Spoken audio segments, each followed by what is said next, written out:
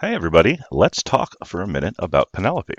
This is a really interesting case study. I've had a chance to go through and grade the week one journal entries that you guys have put in, so go ahead and check your feedback there. Overall, we did really well, and I want to talk about a couple of the themes that we picked up on here. So, number one, what are we looking for in regards to Penelope's presenting problem? present what is she's presenting with is obviously a number of problems. It's a lot of systemic stuff going on here. But when we're talking about a presenting problem, what we're really discussing is what is the first thing the client is bringing to us right now? What are we diving into today? What can we take action on today? What are they asking for help for today? Another way of describing this that other disciplines use is by calling it the chief complaint. Okay, what is the number one thing that's going on? So she's given us a laundry list, but what we know is she came to us today because she scored high on her screening assessment, and that got her worried. All right, so that's the answer we're looking for in regarding presenting complaint. I've got this information now, and I'm concerned about my drinking. So that's what she's bringing to us. All right, so that's number one. Now, number two, one of the things I wanted to talk about, and a lot of you had questions about in here, is why is she specifically discussing Native American genealogy as part of her concern? Well, there's a lot of research out there that shows that it's possible for a genetic predisposition to exist in Native Americans that cause higher rates of prevalence and incidence of substance abuse in the Native American population. There's a lot of smart geneticists that look into this. There's a lot of really smart doctors that have researched this, and I'm not going to argue with them. But what I am going to tell you is that I'm never going to go into a session and say, "Hey, it seems like you're at a higher risk because you're Native American." There's a lot of things that go into why we're susceptible to substance use, and genetic predisposition is one of them. But I'm always going to ask that question and not assert that answer. So my question is going to be to any client, "Hey, is there anything going on in your history that might indicate that you feel you're at a higher risk? Do you have any family members, right?" I am personally not going to ask, "Hey, so since you're Native American, do you think you're at a higher risk here?" I don't like it. I think there's a whole element of victim blaming here. And when you look at a lot of the other risk factors that have been inflicted upon a lot of our Native American fellow citizens, like poverty, like genocide, like dispossession and disenfranchisement, there's a lot of other socioeconomic factors that play in here. So I'm never going to assume that genetics is the number one factor. All right. But for those of you who had questions, that's why this specific subgroup is mentioned here, because there is, and I will be posting an announcement with a link to a study for those of you who are interested. Okay. Actually, I'll probably include it in this announcement here. Now, so that's an interesting one. Now, most of you picked up on the family issue, right? Dad.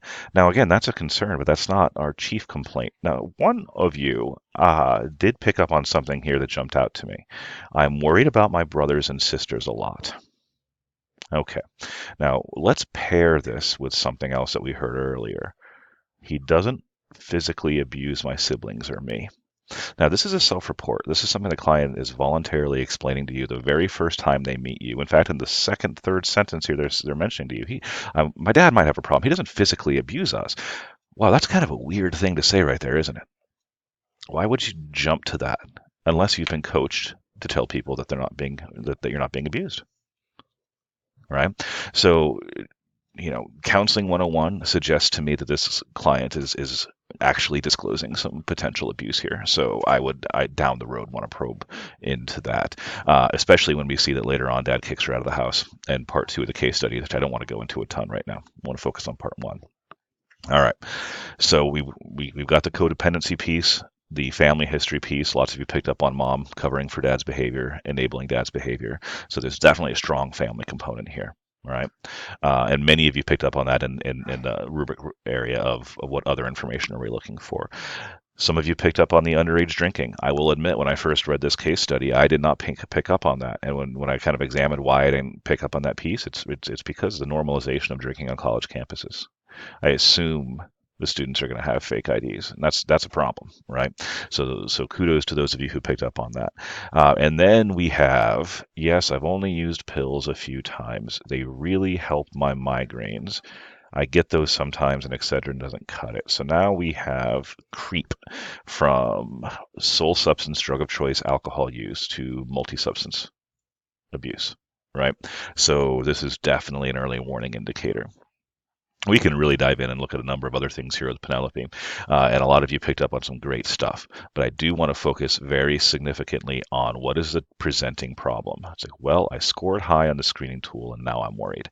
When we look at the screening tool, we've got to have this. We've got to have a measurement to say where do we think we have a problem, and this falls into the science part of the social sciences, right? We know a lot of things anecdotally, and a lot of you were able to give me a lot of information based on your experiences that was really valuable to how you kind of parsed through this case study. And that background knowledge is huge, but we've got to validate our background knowledge with data, with science, with assessment. So the pairing of the high score on the screening tool and the client concern, those are the two things that we really want to focus on. Now, think about this.